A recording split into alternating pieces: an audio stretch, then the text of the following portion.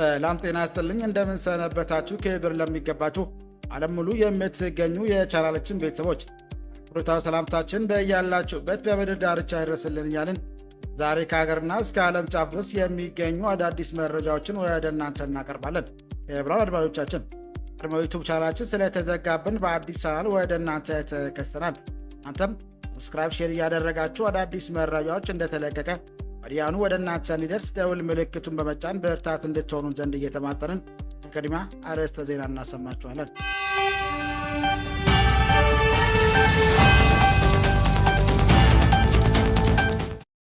ኤርትራ የጠቅላይ ሚኒስትር አብይን ንግግር የጦርነት አጀንዳን ምክንያታዊ ለማድረግ የቀረበ ነው አለች።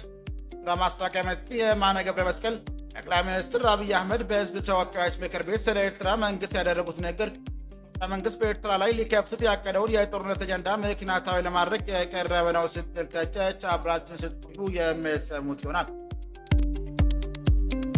ሁቲዎች በየመን የኢትዮጵያውያን ኦርቶዶክስና የወንጌላውያን ቤተክርስቲያናትን መዝጋታቸውን ምዕመናን ተናገሩ።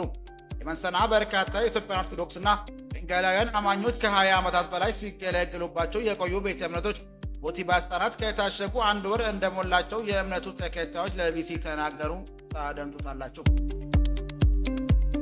የቀድሞ የሊቢያ መሪ ልጅ ሰይፍ አልኢስላም ገዳፊ በጥይት ተመተው ተገደሉ። የቀድሞ የሊቢያ መሪ ኮሎኔል ሙአመር ገዳፊ ልጅ ሰይፍ አልኢስላም ገዳፊ በጥይት ተመተው መገደላቸው ተዘገበ። አንድ ወቅት የገዳፊ ተተኪ ይሆናሉ ተብለው ይጠበቁ የነበሩት 53 ዓመቱ ሰይፍ ማክሰኞ መገደላቸውን ፖለቲካ ፓርቲያቸው እንዳረጋገጠ የሊቢያ ዜና ወኪል ዘግቧል። አብራችሁ ስትቆዩ ይህንና ሌሎች ያሰባሰብናቸው መረጃ ታደምጣላችሁ። ሰላም ቆዩ።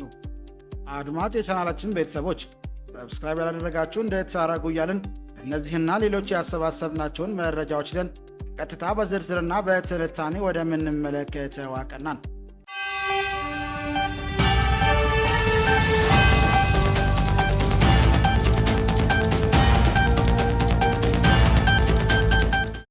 ኤርትራ የጠቅላይ ሚኒስትር አብይን ንግግር የጦርነት አጀንዳ ምክንያታዊ ለማድረግ የቀረበ ነው አለች። ኤርትራ ማስታወቂያ ሚኒስትር የማነ ገብረ መስቀል ጠቅላይ ሚኒስትር አብይ አህመድ በሕዝብ ተወካዮች ምክር ቤት ስለ ኤርትራ መንግስት ያደረጉት ንግግር መንግስት በኤርትራ ላይ ሊከፍተው ያቀደውን የጦርነት አጀንዳ ምክንያታዊ ለማድረግ የቀረበ ነው ስትል ተቸች። ኤርትራ መንግስት ቃል አቀባይ ማክሰኞ ጥር 26 2018 ዓ.ም ምሽት በኤክስ ገጻቸው ባሰፈሩት ጽሑፍ የኢትዮጵያ መንግስት በትግራይ ጦርነት ወቅትና ጦርነቱ ረጅም ጊዜ በኋላ ለኤርትራ ሰራዊት የክብር ሜዳሊያ ሲሰጥ ነበር ብሏል። ባንህን ይላሉ ጠቅላይ ሚኒስትር አብይ አህመድ ሕዝቡ ተወካዮች ምክር ቤት አባላት ለቀረቡላቸው ጥያቄዎች በሰጡት ማብራሪያ ትግራይ ጦርነት ወቅት የኤርትራ ወታደሮች የጅምላ ግድያን ጨምሮ የተለያዩ ግፎችን ፈጽሟል በሚል ከወነጀሉ በኋላ ነው ኤርትራና የኢትዮጵያ ግንኙነት መሻከር የጠቀሱት የጠቅላይ ሚኒስትሩ ሁለቱ ሀገራት መካከል ግንኙነቱ ውስጥ ችግር የተፈጠረው መንግስታችን በቀይ ባህር ላይ የባህር በር የማግኘት ጥያቄን በማንሳቱ እንዳልሆነም ተናግሯል። ትግራይ ውጊያ ሲጀመር በመጀመሪያ ዙር ወገን ሽሬን ካስለቀቅም በኋላ የኤርትራ ጦር ከኋላ ኋላ ተከትሎ ሽሬ ገብቶ የአንዳንድ ግለሰቦችን ቤት ፎቅ ማፍረስ ሲጀምር ጸብ ተጀምሯል አልተናገርንም እንጂ ሲሉ ሁለቱ መንግስታት መካከል ጸብ የጀመረው ከትግራይ ጦርነት ጋር የተያያዘ መሆኑንም ገልጿል። በተጨማሪም ኤርትራ ወታደሮች አክሱም ውስጥ ወጣቶችን በጅምላ መረሸናቸው እንዲሁም አድዋና አዲግራት ከተሞች ውስጥ ፋብሪካዎችን እንዳወደሙና እንደዘረፉ ለምክር ቤት አባላትም ተናግሯል። እነዚህ ድርጊቶች ለማስቆም ወደ ኤርትራ በርካታ መልእክተኞችን መላካቸውንም አክሏል። ይህ ጸብ ተፋፍሞ ሄዶ የፕሪቶሪያ ስምምነት ሲፈረም እንዴት ህወሓት ሳይጠፋ እንዴት ትግራይ ሳይወድም ፊርማ ይደረጋል በሚል ነው ጸቡ የመረሸን ጫፍ የደረሰው ብሏል። ከዚህ ኃይል ጋር ሆነው ነው እንግዲህ አንዳንድ የህወሓት ሰዎች የኢትዮጵያን ለማፍረስ እንስራ ያሉት ሲሉም አከሰዋል። እዚህ የጠቅላይ ሚኒስትሩ ንግግር በኋላ በኤክስ ገጻቸው ምላሽ የኤርትራ መንግስት ቃል አቀባይ አቶ የማነ ብልጽግና ፓርቲ አስቀያሚ መለያ የሆነው ማጭበርበርና አጠራይነቱ ዛሬ በህዝብ ተወካዮች ምክር ቤት ስብሰባ ላይ ታይቷል ብለዋል። ብልጽግና ፓርቲ መሪና ከፍተኛ ወታደራዊ አዛዦቹ ትግራይ ጦርነት እየተካሄደ በነበረበት ወቅትና ጦርነቱን ከቆመ በኋላ ረጅም ጊዜ ለኤርትራ ሰራዊት ከፍተኛ ውዳሴ ሲያቀርብ ነበር ብሏል። ኢትዮጵያ መንግስት አመራርና ወታደሮች አዛዦች ትልቅ ምስጋናቸውን ለመግለጽ አገር ደረጃ ሜዳሊያዎችን ሲያስረክቡና እንደነበር በህዝብ የሚታወቅ መሆኑ ይታወሳል ሲሉም በኤክስ ገጻቸው ጽፏል። ጠቅላይ ሚኒስትሩ በፓርላማ ባደረጉት ንግግርም የዘረሯቸውን ጉዳዮች ርካሽና ወራዳ ውሸት ሲሉም አጣጥሏል።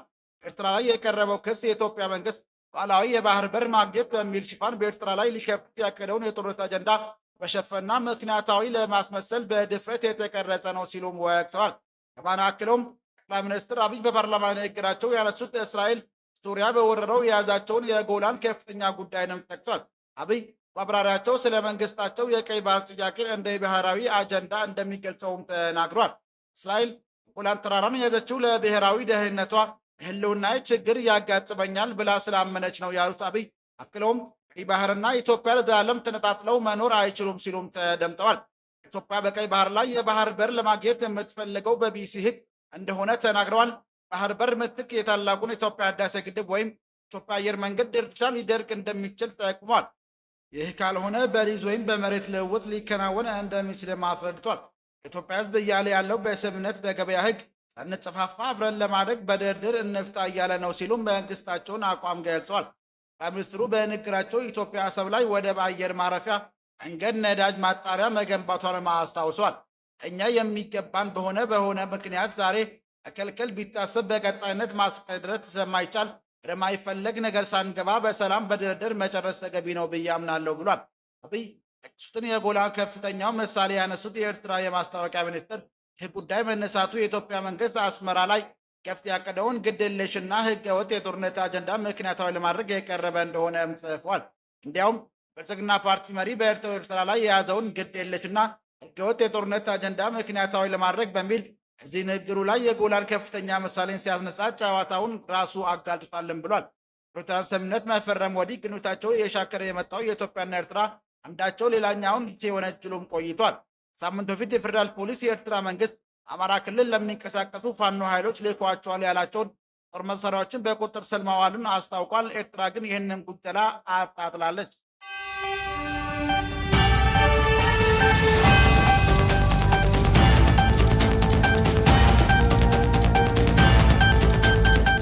ሁቲዎች በየመን የኢትዮጵያውያን የኦርቶዶክስና የወንጌላውያን ቤተክርስቲያናትን መዝጋታቸውን ምዕመናን ተናገሩ። መንሰንዓ በርካታ የኢትዮጵያ ኦርቶዶክስና ወንጌላውያን አማኞች 20 ዓመታት በላይ ሲገለግሉባቸው የቆዩ ቤተ እምነቶችን ሁቲ ባለስልጣናት ከታሸጉ 1 ወር እንደሞላቸው የእምነቱ ተከታዮች ለቢሲ ተናገሩ። የመንሰንዓ በሚገኘው የቅዱስ ጊዮርጊስ ቤተ ክርስቲያን ያገለግሉ እንደነበር የተናገሩት አቶ አብርሃም በቀለ ምልኮ የማያካሄዱበትና ልጆቻቸውን አማርኛ የሚያስተምሩበት ቤተ ክርስቲያን ሁቲ ባለስልጣን የገና በዓል ሰሞኑን መታሸጉን ገልጿል። አገሪቱ ዋና ከተማ ሰንዓ ከ23 ዓመት በላይ የኖሩት አቶ አብርሃም ቤተክርስቲያኑን ከመዘጋቱ በፊት ዘረፋ እንደተፈጸመን ጠቅሰው ተከትሎም ደግሞ የ25 ዓመቱ የቆየው የቅዱስ ጊዮርጊስ ቤተክርስቲያን ከገና በዓል በኋላ ታሽጓል ብሏል።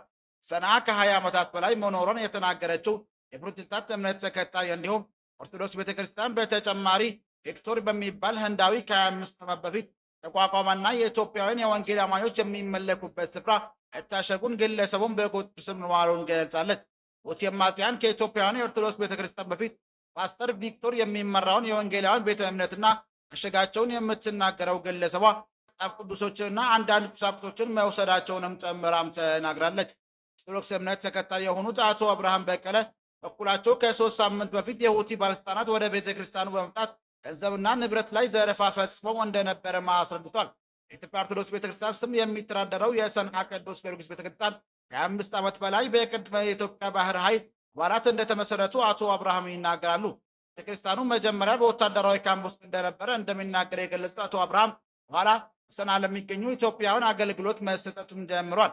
ሰንዓ ሀዳ አካባቢ የሚገኘው የቅዱስ ጊዮርጊስ ቤተክርስቲያን እምነቱ ተከታዮች የተለያዩ አገልግሎቶችን ይሰጥ የነበረ ሲሆን ቤተክርስቲያኑ የሙስሊም ኢትዮጵያን ልጆችም ጭምር እየመጡ አማርኛ ይማሩበት ነበር ብሏል። ቤተክርስቲያኑ የሚገኙት ግቢ በወር $2,000 የሚከፈልበት እንደነበር የተናገሩት አቶ አብርሃም ኢትዮጵያ ሰንደቅ ዓላማም ተሰልፈው ይውለውለበት እንደነበር ተናግሯል። ከዚህ ቀደም ከኢትዮጵያ ወደ ሰንዓ ልከው የሚያገለግሉት የኢትዮጵያ ኦርቶዶክስ ቤተክርስቲያን አገልጋዮች ነበሩ መሆኑን የተናገሩት አቶ አብርሃም አሁን ግን የተለያዩ በዓላት ወቅት ከአዲስ አበባ የሃይማኖት አባቶች በመደወል ስልክ ብራኬ በመስጠት እንደሚያገለግሏቸውም ተናግሯል። እምነቶቹ ከዚህ ቀደም በየመን መንግስት እውቅና መስጠታቸውን የሚናገሩት የኢትዮጵያ በተለይ የቅዱስ ጊዮርጊስ ቤተክርስቲያን እስከ ገና በዓል ድረስ የኢትዮጵያ ሰንደቅ ዓላማ እየውለበለበ አገልግሎት ይሰጥ ነበር ብሏል። አሁን ሰንደቅ ዓላማው ወርዶ የግቢው በር መታሸጉን የሚገልጽ ወረቀት መለጠፉን ጨምሮ ለቢቢሲም ተናግሯል። ቅዱስ ጊዮርጊስ ቤተክርስቲያን ላይ 5,000 ያህል የኢትዮጵያውያን የኦርቶዶክስ እምነት ተከታዮች የሚያመልኩበት ስፍራ እንደነበር የተናገሩት አቶ አብርሃም አሁን ግን እዚህ ማምለክ አይቻልም በሚል መታሸጉንም አስረድቷል። ኢትዮጵያና የኦርቶዶክስ እምነት ተከታዮች የሚያመልኩባቸው ቤተ እምነቶች የታሸገበት ምክንያት ከሁቲ ባለስልጣናት በይፋ የተሰጠ ነገር የለም።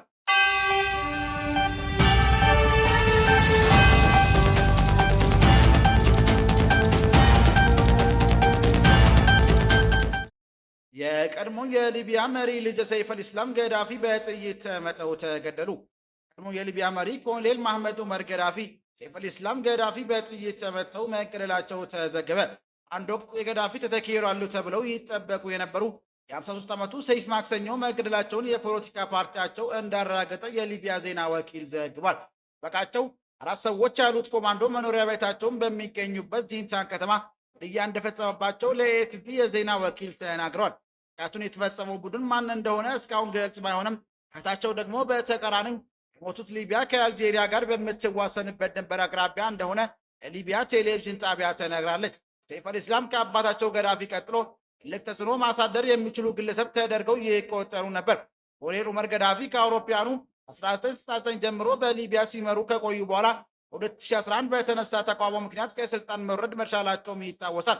1972 የተወለዱት አልኢስላም በገዳፊ አመራር ዘመን ሊቢያ ከምዕራባውያን ጋር የነበራትን ግንኙነት ለማበልጸግ ብዙ እንደሰሩም ይነገራሉ። አባታቸው ከስልጣን ከተወገዱ በኋላ በገዳፊ ዘመን በነበራቸው ሚና ተከሰው በሚሊሻ ቡድን ቁጥጥር ስር ብለው በዚንታን ከተማ ከ6 ዓመታት እስር ቤት ቆይቷል።